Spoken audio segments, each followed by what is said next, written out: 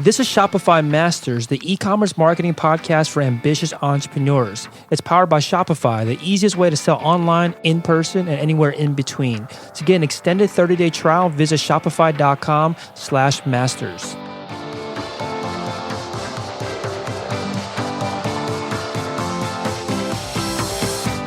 Hey entrepreneurs, my name is Felix and I'm the host of the Shopify Masters podcast. Each week we put out podcast interviews with successful e-commerce entrepreneurs or experts to give you inspiration, motivation, and actionable tips to increase your traffic and sales so your store can generate the sales you need to live the life you want. In the last episode, Nate Barr from utilitytools.com explains how he finds it valuable to launch on Kickstarter even if he only breaks even. On today's episode, you'll learn from an entrepreneur that breathes new life into his company by doing 3-month rotations with his employees. In this episode, you'll learn why you should create a shopping cart for your customers over the phone, what is the most important contribution you can give to your sales team, and why you should pay more attention to industries outside of your own. Today, I'm joined by Stuart Johnstone from Stretch Structures, which is at stretcheventtents.com.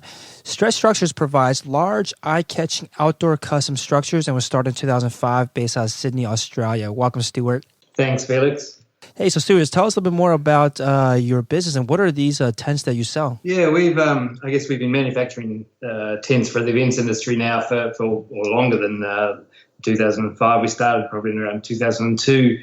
With a rental business based in Australia and designed and manufactured event tents for customers locally, and it's growing out of that. We eventually sold the rental business and have focused our attention in the last number of years on the manufacturing and design and growing from Australia to now export all over the world.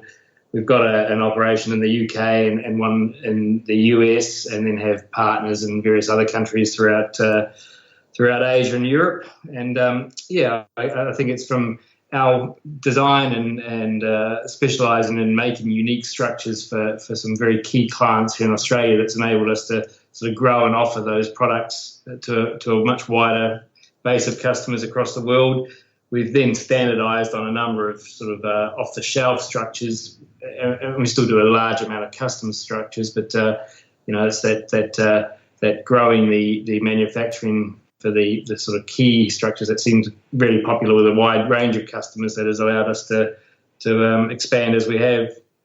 Cool. So this seems like a business that would be very much locally focused, and it sounds like that's how you guys started. What made you guys decide to make more of a stronger push online? Well, we were fairly much locally focused to start, and then I think because we make such sort of eye-catching and unique, memorable structures, we ended up with a lot of overseas clients coming to us and found ourselves manufacturing and shipping from Australia to clients all over the world. There wasn't a lot of marketing or I guess strategy in that growth. It was more they were coming across great images from events and tracking us down. Because of that, it became more and more online. For the fact that we now find that many of our customers are quite remote from us. We're not locally based at all. And in fact, Australia makes up a smaller market or part of our market than it ever did. And, obviously the US and the UK are far larger markets. And so the growth has meant that to service those customers, we've had to get much more savvy with our online marketing and the ability to give product information and allow customers to work through what we do and how we can help them online. And that's really driven us towards being more of an online business than we were certainly when we first started. Yeah, for a product like this, which has a pretty high price point, where I'm just looking through the catalog now, $900 up to, I'm seeing on this page almost $2,000 for a product like this, US dollars in this case. Do you get many sales directly from just people coming to the site and adding it to their cart and checking out, or is there a much longer sales process for something like this? There generally is a much longer sales process. It's probably not so much the driven straight through the website and ordering. I guess we'd classify it more as an online catalogue where people can access the prices and product information easily themselves without having to sort of have it or have the information handed to them or helped through There are, of course, orders that still come directly through. Most of the time, we probably find that's from customers that know the products well and are reordering or are comfortable with what they're getting. But there still is a fair amount of, direct sales contact with our sales teams in each country early on.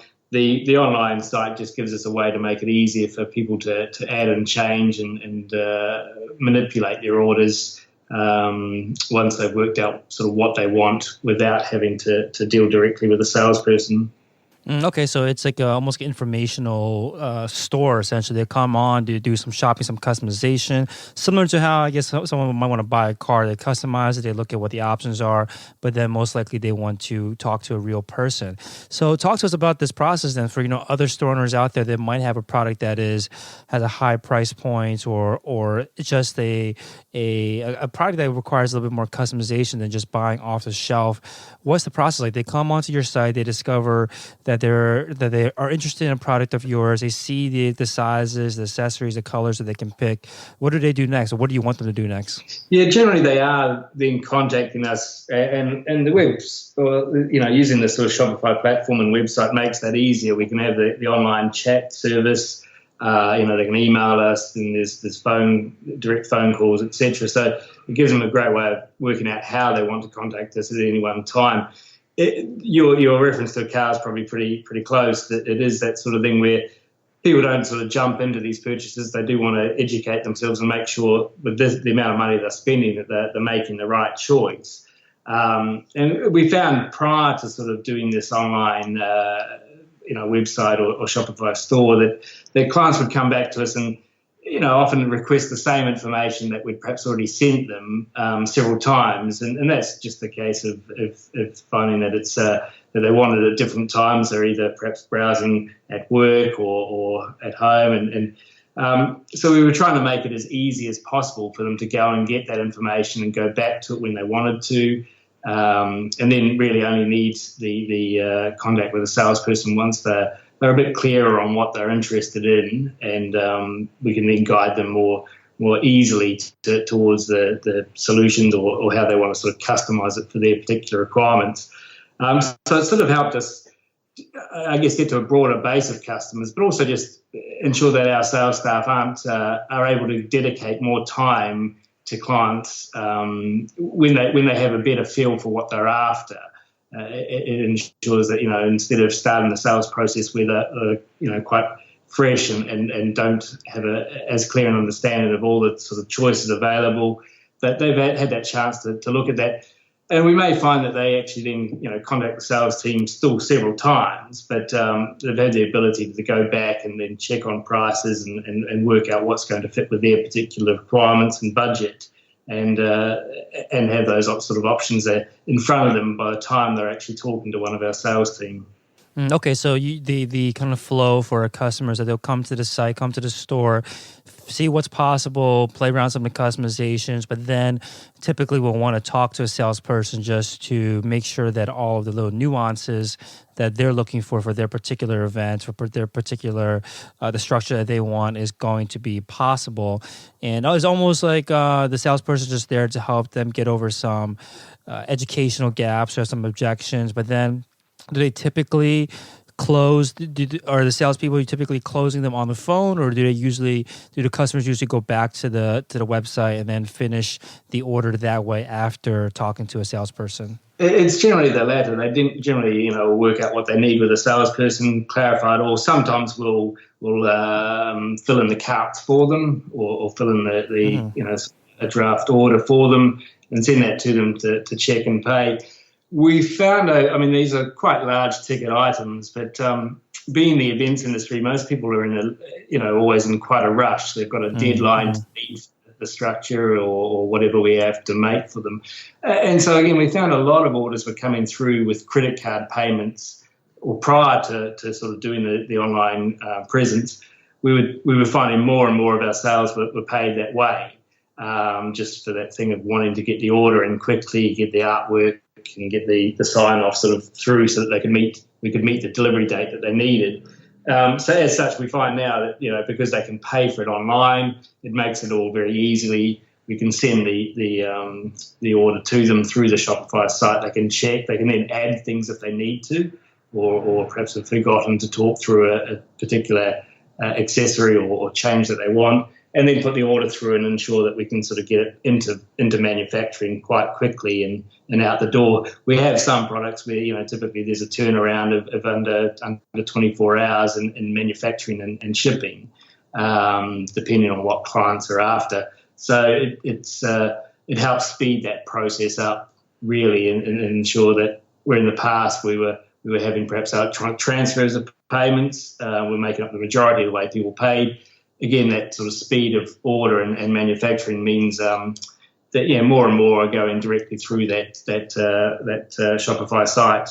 I see. So your salespeople are sometimes actually adding items to the shopping bag or customizing, adding to the cart, and then are they just sending a link to that particular customized cart over to the customer for them to finish off?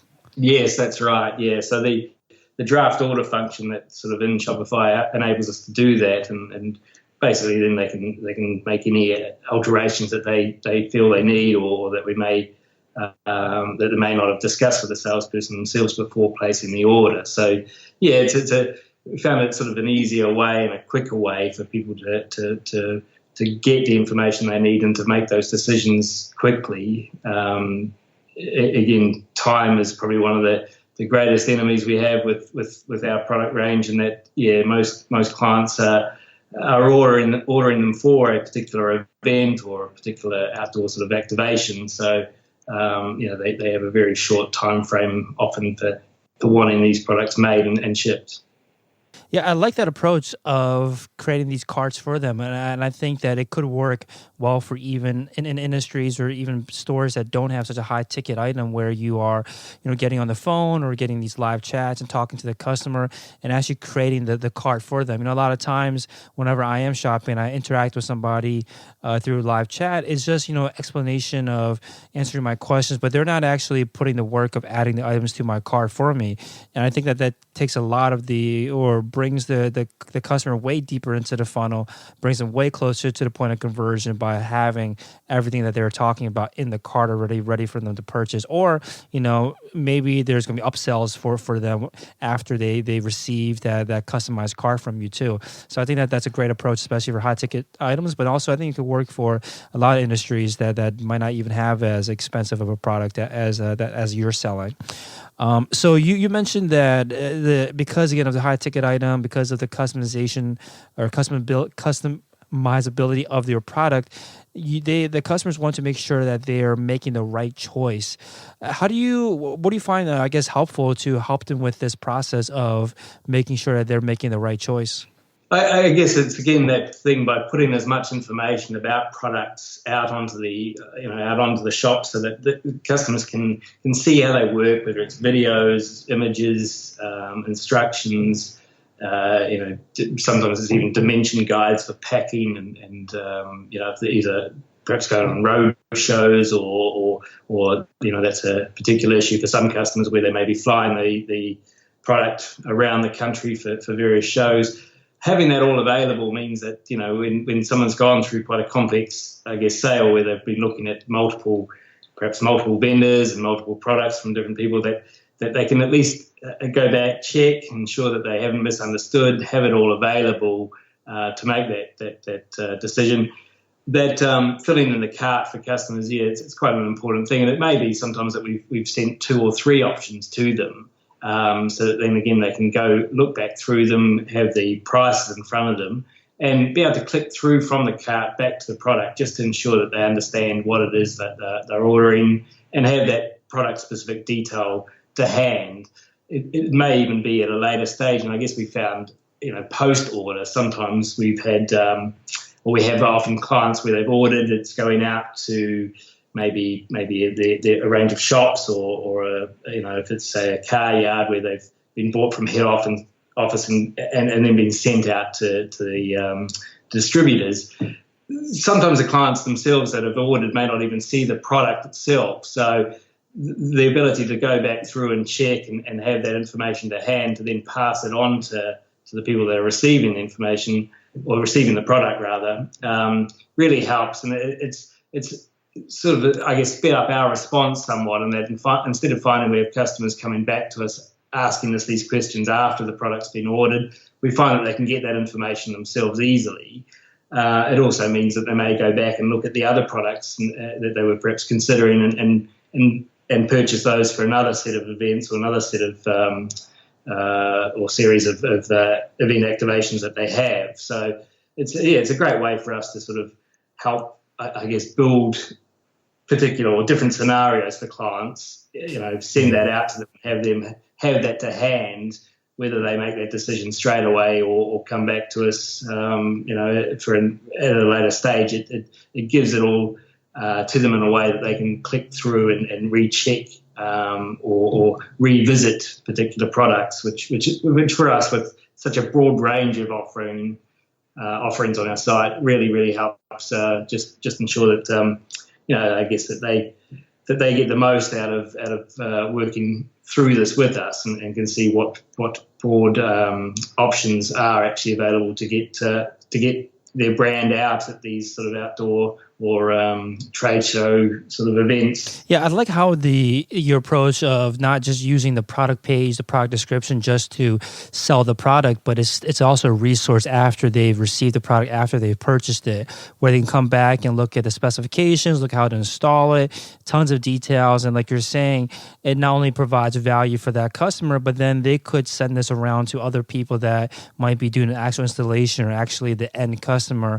And now you got another kind of eyeball, another potential customer coming back to check out your site because of the value and because of the information being provided in a product description. Again, not just only sales focused product descriptions, but then also informational after the fact. I think that's an important piece that maybe a lot of stores and a lot of different products could add to their product descriptions, just so that they can get more use out of the product descriptions and more use out of the product pages.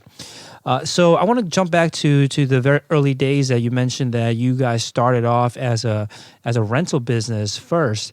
What was that like? What was it like to run a rental business versus what you guys are doing today? Yeah, it was quite a different sort of industry. We were renting products that we'd purchased from other companies, and obviously then manufacturing and designing ourselves for customers. We had quite a large customer base, but smaller than we obviously have now, in that it was fairly locally based. It's a different sort of industry. The client service side of things, I think is very similar in that we're dealing with the same sort of customer base, so we understand their challenges and what they're looking for, and what what pressures they have when making these sort of purchase decisions. We were our own customer really when we were designing and manufacturing these for ourselves. So we sort of, I guess, understand the industry really well coming from that background. It's a different sort of industry really in the way it's adapted now. And some of that's even the technology nowadays. People are much happier using the internet to find information about these sorts of products and to purchase from us. We find we have customers nowadays that in the past we were meeting with them regularly face to face, or salespeople were actually seeing customers. Nowadays there is still an element of that, but there's a lot more where people are emailing and using the internet, the chats and the website itself to educate themselves about the products. And we find we ship to countries and to customers that we never would have imagined possible back when we sort of first started. And that's it's an exciting part of it all. It opens up a whole lot of new challenges, but it's certainly it made for quite a different business than the rental business. At the end of the day, though, the products, really, to make them effective and make them useful for customers, we have to make them as robust and as hard-wearing and as easy to use and install as we possibly can. And that's come from having been, the end user from the very get-go. So we understand that side of things, and it means we can focus our development of the products on that and ensure that we make it simple so that people, when they order, they know they're going to get a structure that they don't have any problems with, and that really anyone with any sort of no background in the events industry or in using these sorts of products can easily then install or use. And if they have any questions, again, having that information online means that they can get to it any time of the day from any part of the world, rather than having to rely on some technical expertise on the end of a phone or through their sales representative. Mm-hmm. So it sounds like the experience that you had as a rental business was very valuable prior to you starting your manufacturing business, because, like you're saying, you guys were the customers. At the end of the day, you were the people that you'd eventually sell to as a manufacturer. So when did you know that it was time to start making that process to become the manufacturer and move, further up the chain outside of just being I guess, rental business? Well, it almost started immediately in that from the get-go of starting a rental company, we were making the products for ourselves. We'd looked at the market and found that there weren't really these sorts of structures for customers readily available, and so we started manufacturing them from an early stage, but we were really manufacturing them to then rent out. And it was only after we found that while we were renting them that we were having people wanting to buy them from us that we realised that, well, the manufacturing is a big part of what we do. At the same time, I guess, we background wasn't in marketing and sales, so the rental industry had a great way of marketing and selling the products we did early on. We were out there finding that when we were actually installing them or setting them up for customers, that was a great bit of advertising for our manufacturing side of the business, because obviously people would see how wonderful they look and how easy they are to put up and how much attention they grab for the brands that they were being used for. It wasn't suddenly we sort of moved into manufacturing. We pretty much started both hand in hand. I guess it was the fact that the manufacturing has outgrew the rental. The rental is a locally based company, and although we were having clients all over the world wanting to rent from us, it's not really practical to have our expertise of installation sort of flying all over the world doing these things. There was a large element of that for a time, and we found ourselves doing events, all over the place, and having teams sort of fly outside of Australia to install these structures. The reality was, again, we were making them so that they should be installed by anyone rather than our expertise, and so that's sort of how it grew out of that. It's there was an early demand for that, and we found we were probably spending a lot of time dealing with overseas clients wanting that. But then obviously the cost of having installation people fly from Australia to North America or Europe to simply install a number of structures just really didn't make it all that feasible for most customers. And in the end they would end up buying from us, and we'd provide the service or the background expertise to ensure that they had no trouble with the structures.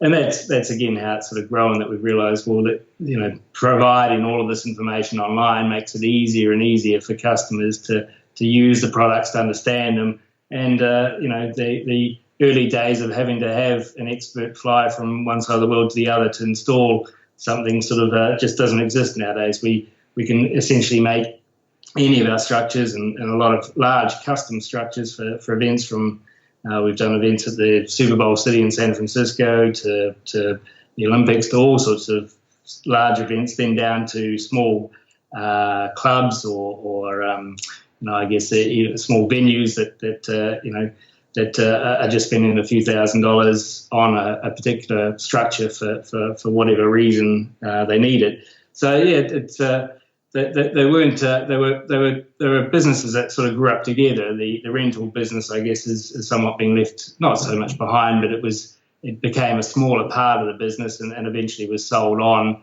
to another owner in Sydney, and still thrives today and is one of our customers ongoing. But the manufacturing and the expertise that we've had in building these things for ourselves, and then for so many numerous large brands and small customers worldwide, has meant that was really where the focus of our management team and most of the expertise that we'd built over the years, that they were spending most of their time focusing on that side of the business. So it made it a fairly clear decision to sort of separate the two eventually. So nowadays you don't have these teams flying out to install these structures anymore. How does the distribution work today? Like, how do you manage all of it? Because give us an idea. Like, how big can these structures get? How much can they weigh? Yeah, we have some large structures that are in several thousand square feet. Most of them are modular, so they can be even larger than that. Some of them are designed for events of 3,000 plus people. So, wow. So some are quite huge. So then there are obviously the smaller structures that are there for 10 foot by 10 foot or even little lycra event sales and exhibition products that pack down into a small sort of courier bag. So there's a broad range of structures from ones that are clearly container-based size down to where it is just a small courier satchel. All of the products we manufacture, we have factories in various countries, both Australia, China, and Slovakia. So we manufacture in those places depending on where the order is and what it is and what time limits there are on getting it made. So the large majority, though, are sent air freight, and then, of course, some of the larger structures would be sea freight or road freight out to clients, and it really then depends on what they're after. There are a number of things we do that are sort of conversion kits and so forth to help rental companies that already have a large number of stock structures. That help them sort of get the most out of their structures by converting them into structures that have a lot more wow factor to them. And most of these, again, the conversion kits pack down to things that can be easily air freighted, around the country, or around the world. Logistics is always I guess adds its own challenges, but we're quite adept at, starting as we did in Australia, where we're a long way from everywhere. We got quite used to getting good at sending things long distances. The air freight services nowadays mean that we can send things across the world and have them there in 48 hours. So we can support our customers as though we are in the same city or same zip code, no matter where the actual product's been made at the end of the day. So, so you are shipping these big items, potentially very big items, very heavy items that have customization, and now there's certain scenarios where the customer needs it fast. They have a specific deadline to meet. Like, how often are these coming up, and how do you manage them so that it doesn't kind of just disrupt the entire flow of the business? Yeah, they come up quite regularly. I guess that's the thing. It's part and parcel of the business, really. We have, the irrespective of the size of the structure or the or what it is the client's ordered, they're sort of handled in the same way, really, in that we know they're all generally time critical. Some custom structures may have taken us, it's a quite complex, large structures may take us a couple of months to build, and then there may be time to allow for sea freight, depending on where it's going to in the world, or road freight to get that structure out. But we even find with some of our large structures that they may be air freighted around the place.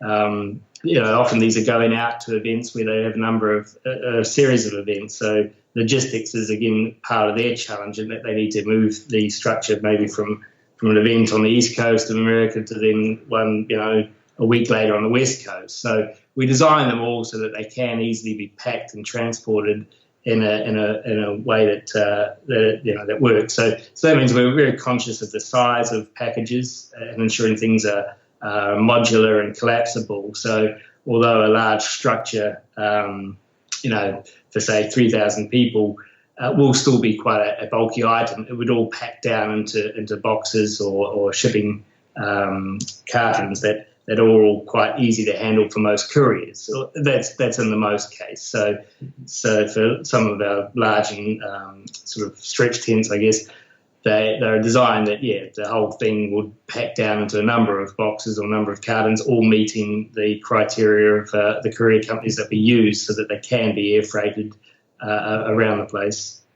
Gotcha. So you just have that experience of making sure that everything is in a size or modular enough that it won't be an issue when it comes to shipping. I think that's important too, because one of the biggest, most common piece of advice for anyone that's starting a business for the first time is that when it comes, people overlook logistics, overlook shipping a lot. And one of the easiest way to get started is to sell something that you can pick up with one hand. And obviously your product is not that case. So obviously there's tons of experience that's required when you get to this level where you're shipping such large and heavy items. So one of the keys for you guys, like you're saying, was that the location of the factories that are making these are strategically placed so that you have great coverage over the world. But then you also mentioned that you have sales team spread throughout in different countries as well.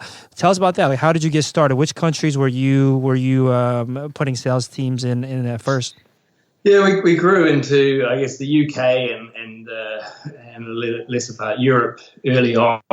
I think that was just a natural sort of growth. I'd actually moved from the UK out to Australia before starting the business, so still had, they'd only recently sort of changed countries. So we started there with a team. Probably, I guess we've been running there now 8 or 9 years, but that they were at the early start. We were servicing the US from the UK and from Australia and sort of covering that time zone for a large number of years. And it's only really been in the last 4 or 5 years that we've realised that we realised we needed people on the ground there to help the client base. So the US is probably a newer market, although we've been selling into the US now for almost day one, really. But it's still a younger market for us. Again, the sales roles changed somewhat and meant that we can sort of spread that around. Early days, we used to spend more time out visiting clients, working with them, that sort of thing. Nowadays, again, because we've got better at providing that information online and learn from how and what customers are after, and trying to make sure that they can get to that 24/7, has meant that our sales teams have become a bit more distributed. They can almost be based anywhere. And, although they're all in the time zones for North America, they are spread around. And that way they can service the clients and they still go out and obviously spend time with them where necessary. But, it has meant that as we've grown, we've been able to bring on people, more for their skill set and knowledge than having to find people in a particular location, which has helped us grow a great team that way and get good at or get better at ensuring that they have all the support and tools they need to help clients with their sales decisions. And so at this point, you have a globally distributed sales team, but not because you necessarily need a presence in those countries, but because you're looking for the best salespeople around the world, and you don't have to just focus on people that are local to you in Sydney. So what are some difficulties, though, of managing a globally distributed team, regardless of a sales or not? But how do you make sure that you are able to manage a globally distributed team? Yeah, there are some challenges there, but the technology, I guess, is so much better nowadays than it was when we started. So the ability to have video conferencing calls with the sales teams, to have all of the information they need online available for them to access 24/7. We use a lot of good CRM tools and other things so that everyone can see what other people are doing. We involve our sales team in the marketing side of our business as well as much as we can, so that they understand, that's a big part of learning, learning what clients are after, what they're looking for, what we can help them with. And everyone sort of is open or have a fairly open back end for everyone to ensure they understand how it all works. And it fosters the fact that although the sales team can be quite remote from our manufacturing and production, they're dealing with them on a daily basis and in many ways feel as though they're working in the room next door. So it is really great that the production managers in each factory know all the sales staff intimately, and they all feel comfortable spending time online or on the phone or on video conferences, sorting out what they need and working through the process of ensuring the client's orders are delivered or put through our process as quickly and as efficiently as possible, so that we can meet those tight time or tight deadlines that are part of our industry. So as a manager or leader of the company, when you're working with a globally distributed sales team, what do you find is the most important contribution that you have to make to enable your team members, the salespeople, to do their job well? I do spend a fair bit of one-on-one time with each person, and that's just to work through what they're working on. We have a lot of tools like Asana and so forth, where project-based tools where everyone's contributing to programs in the company to improve what we're doing. The challenge, I guess, is from an early stage of making sure that the people are a good fit for the company, and that it's a great win-win for both of us. And that we have a very clear set of company goals and a mission statement about what we do and how we do, and our focus on making fun, flexible, and wonderful structures for customers. And so it's early days when they first join that we try and ensure that that they understand that they're part of that thing, that they feel an ownership of the whole process that we do. And the key really is to then dedicate a bit of time each week to each person and run through those things. We ensure that alongside the sales program that they have, that they're involved in the product improvements and the process improvements and other bits and parts of the company, so that it's not just a sales role for each person. They may be working on how we better document things, how we look at obtaining better feedback from customers and so forth, alongside the sales role, because the role really isn't just out there finding sales leads or driving sales through. It is from the get-go of when the customers contact them, of being able to understand what the client wants and how best to help them. And to do that, the more they know about the whole way the business works, and what we do internally to meet these demands from customers, the better they are at finding solutions that suit and fit the particular client. So it's almost like ensuring everyone's part of a global team, but then a lot of smaller sort of functions and teams that work together across countries, so that everyone really does spend a bit of time, I guess, with each other in some way, shape or form, whether it's from the logistics side or the marketing side or packaging or any of these things, but they all have a bit of an input. And every 3 months we do a new program where we sort of shift the focus of each person onto the next sort of challenge for the next 3 months.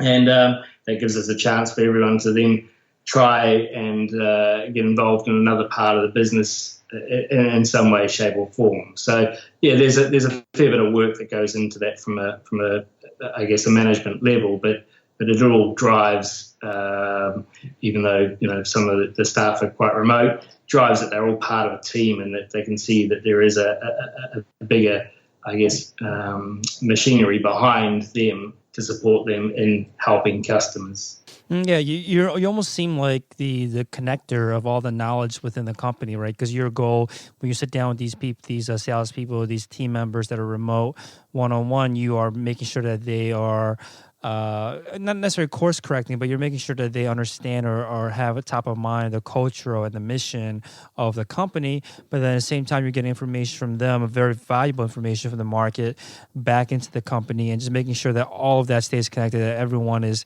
communicating, sometimes through you. And you mentioned that every 3 months, one way you run this company is by shifting the focus every 3 months by moving people from a program to a program. So can you say more about this? Like, what do you mean by a program? Well, we pick 4 or 5, I guess, key areas that we want to see improve in the next 3 months, and we focus people and allocate, a role, whether it's just even managing it. Sometimes that role may not be that they have an active involvement. I mean, a person in a sales function in North America may be put in charge of helping improve our logistics process, or the feedback process we have when orders have been made and are tracked through to customers. Now, they may not be the ones actually physically doing any of this thing, but if they're given the responsibility of working out what challenges we have, what we can do to improve it, then they feel connected to that part of the business, and obviously have to work with that part of the business to try and improve it. So, we have a bit of a brainstorm every 3 months and then set some targets and goals around those programs and allocate them around so that everyone sort of has some involvement in it and I guess what are key parts of the business. We can, I guess, sometimes get to the end of 3 months and find we may not have improved the way we wanted to, or that we found other challenges, but that gets us a chance to reset and decide how to focus. But generally we find this sort of method works well. It gives a focus for a brief enough period of time that we can actually see some real change and real improvements. Often, there's a case of we can, if you set a longer term goals, which we still do, but that they can get lost in the day-to-day work that people have. This way, they've got a very short time frame to try and actually see some real improvement or drive some real improvement in a part of the business. So to date, it's worked well, and I think everyone buys into it in a great way. They take on board that responsibility when it's given to them to then try and improve. And it helps them also understand some of the challenges that other parts of the business may have. It's very easy when you're perhaps dealing with a sales-focused person that they don't sometimes understand what challenges there may be to get things through a very tight time frame of manufacture. And when they've then been involved in that, it means that they can appreciate that, and they can bring that appreciation to when they're dealing with clients to ensure that they work out the best solution for them, and that they're able to understand how to sort of manage what otherwise may cause problems at the back end if they're promising or presenting things that we know may have some internal challenges due to whatever it is, holidays, just time to manufacture or cure or whatever it is that's likely to cause a particular solution to take a little longer.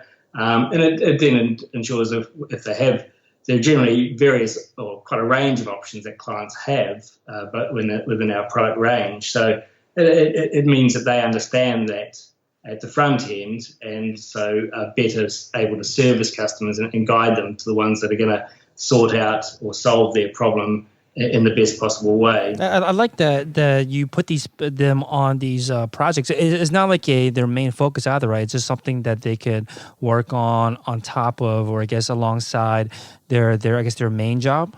That's right. Yeah. So we make sure they dedicate some time to it. So if it's a sales role, again, that they have some time blocked out in their calendar, that they then spend time on that, and it means that they would perhaps then have more communication with a part of the business that they wouldn't have otherwise. They may know it's there and may be dealing with it, but not to that level. So it ensures, it does ensure that they get a better, well-rounded understanding. They don't have to become an expert in that part of the industry or part of the business, but because they now have spent time trying to resolve a problem or improve an area, they better understand it and often can bring their skill set to that area of the business whereby perhaps the people in manufacturing or in the logistics side have been so focused on their particular role that sometimes an outside perspective can bring in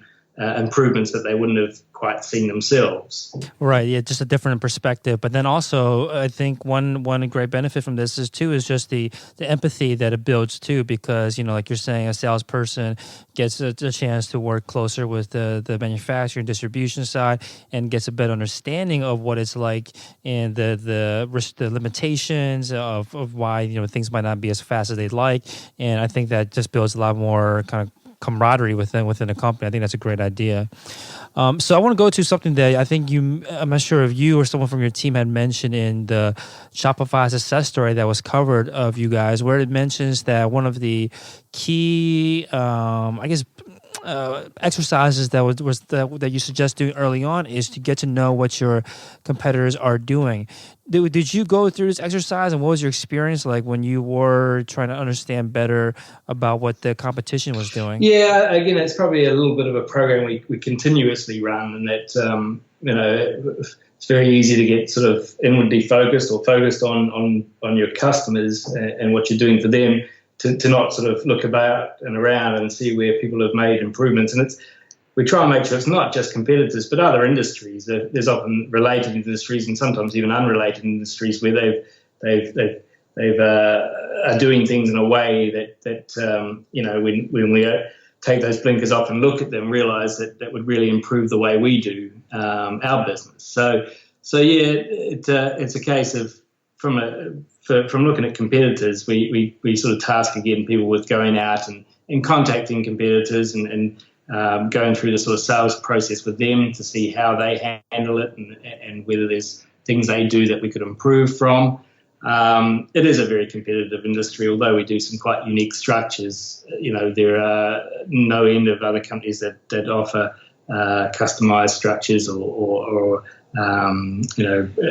structures that functionally can compete with what we do. So we, going out there and understanding how they price what they do, how they manage the whole program and process, just ensures that we can ensure we're delivering as high a quality sort of service as we possibly can.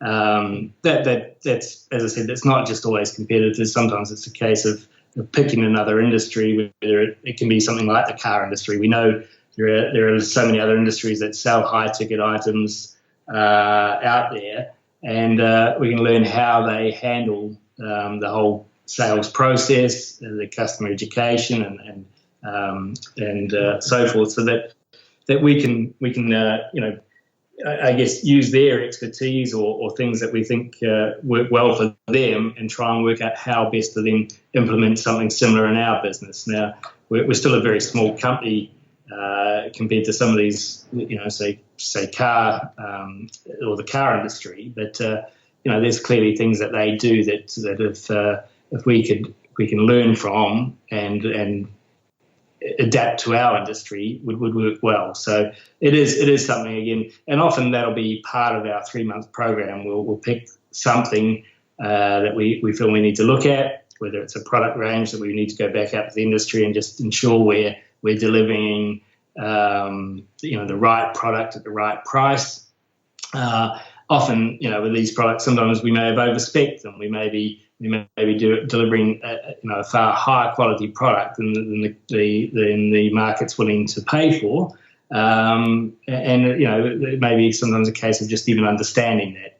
In general, we obviously one of our goals is to make sure clients are getting the best value for money, and so that'll be part of that sort of 3-month program. It'll be a case of working out what it is that we want to try and solve or try and learn about, and tasking someone and a team behind them of going out and working out what to do from that, or what we should have learned from that. It's an important part of, I think, trying to continuously improve the business, that you don't find yourself too focused on your own business and your own customers to not sort of get out there and learn from I guess experts in other industries. Yeah, I like that you do go to other industries too. I think that's so important because it's almost an echo chamber a lot of times when you are just focused on your own industry where everyone is just learning and sometimes copying from each other when you could look outside and see what's effective in other industries. And you might not take exactly what they're doing, but it might give you inspiration to see how you can apply it for your specific business, for your specific industry. And do you have an example of a change that you made maybe recently or that based on research and competitors or other industries that has had a big impact on the business? No, there's quite a few. I mean, a few come to marketing whereby looking for customer feedback and things like that. That's one that we're currently working on how other companies approach that. I mean, we're often shipping custom structures out to clients, and we get some great feedback and great images sometimes.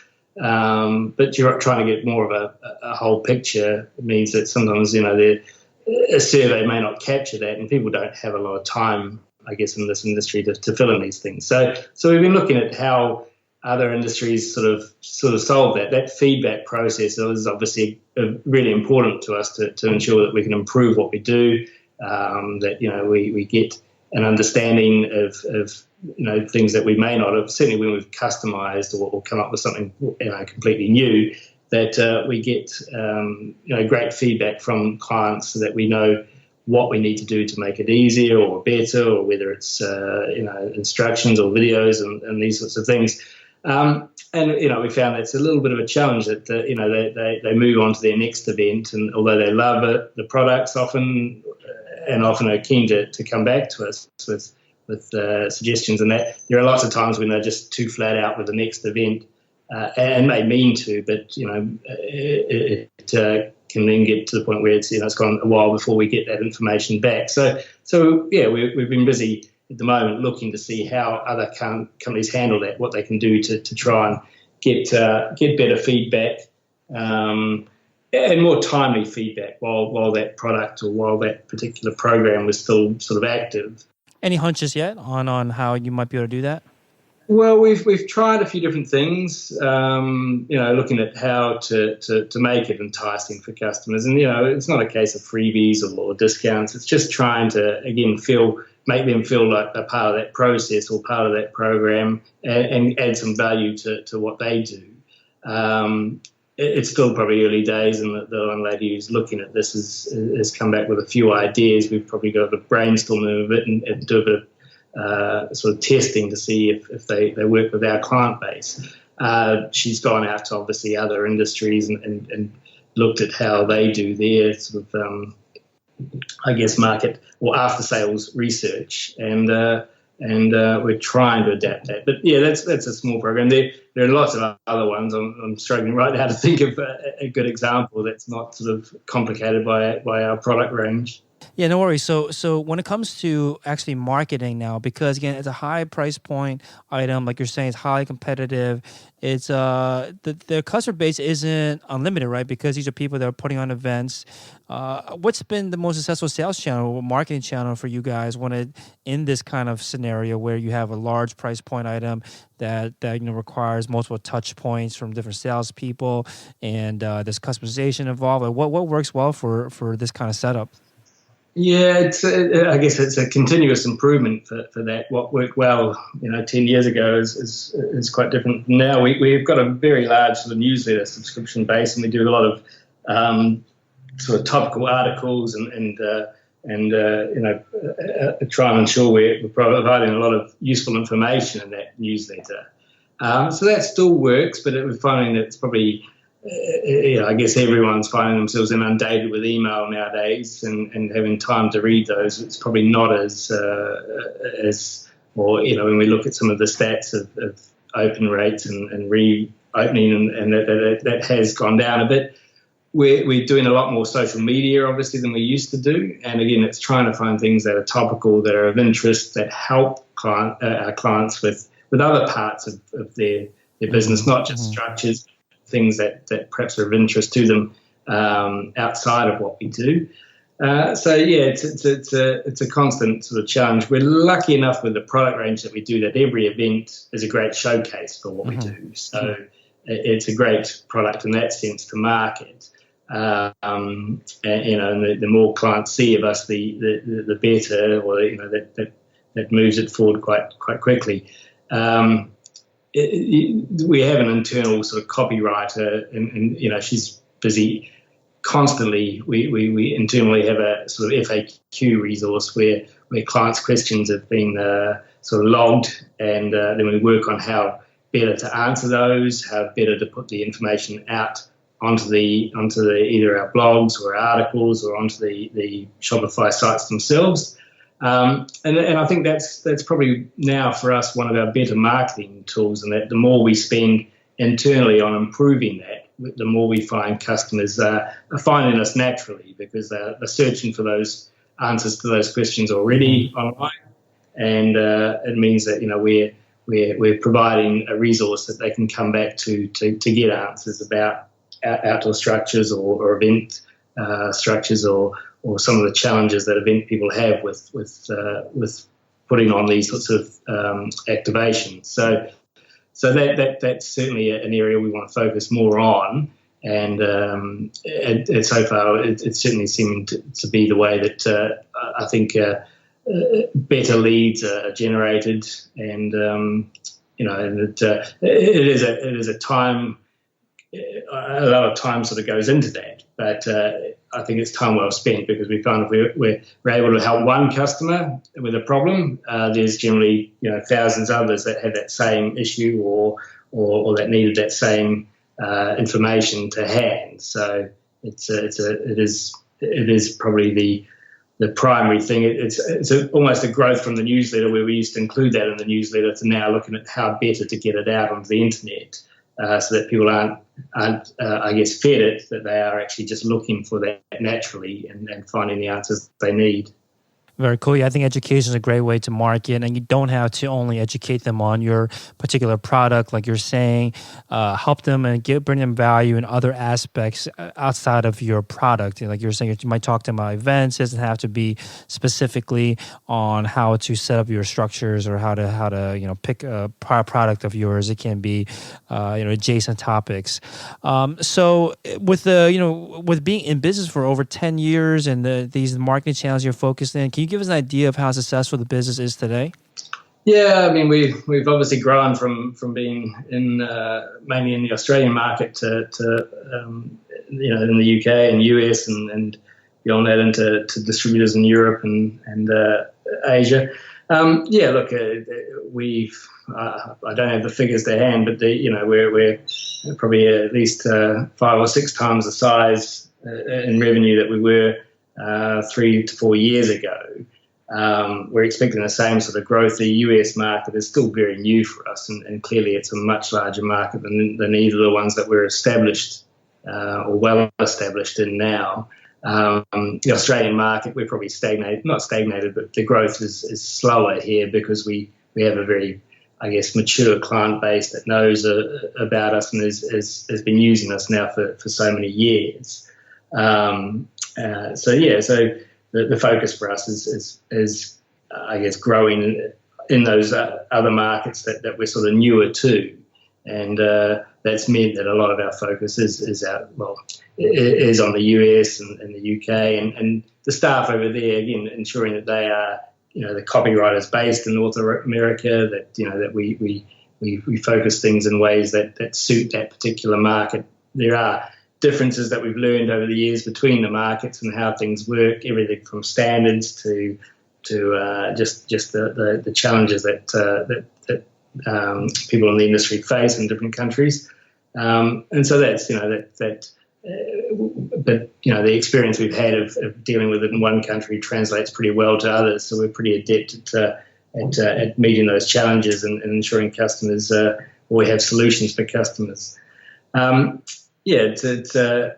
would expect or hope to see that we grow at a similar, if not quicker rate in the next few years. The events industry, we did take a knock with the GFC, which is quite a while ago now, but it was quite evident both at that stage in the UK and in Australia that things for our particular industry did slow down quite dramatically. But that's long gone, and I think we're well back into the days where there's a lot of demand for this sort of product, and I think for customers, these sorts of products give them a real point of difference and a memorable customer experience. So they're a key product for I guess in it's getting busier and busier and harder to stand out from companies, even for the larger ones. So it's an industry or an area that I guess most larger businesses and marketing parts of businesses realize is quite crucial. So, but at the same time, they obviously need to get a return on their investment, and our expertise and the history of doing these things mean we can clearly help them understand what that return is and ensure they get the most value out of the investment. Very cool. So yeah, it looks like or sounds like where you guys want to go next is just more expansion into these different geographies. So, thanks so much again for your time, Stuart. So stretcheventtents.com is a website. Looks like some, great options too for anyone out there that's looking to do local events that are setting up their pop-up shop or something, or at different events where you want to put up your products for sale. I think that might be a great fit for a lot of listeners out there. Anyone else you recommend that they check out? They want to see more of what you guys are up to, what you guys do? We've got obviously the Facebook page and some great galleries on Pinterest, and that there is our corporate website is stretchstructures.com, and then there's obviously the sites for each particular country. But yeah, hopefully through getting to the stretcheventtents.com website, they'll get a good feel for what we do, and certainly contact any of our friendly staff that'd love to help you. Awesome. Thanks so much, Stuart. Thanks again, Felix. I appreciate your time. Thanks for listening to Shopify Masters, the e-commerce marketing podcast for ambitious entrepreneurs. To start your store today, visit shopify.com/masters to claim your extended 30-day free trial.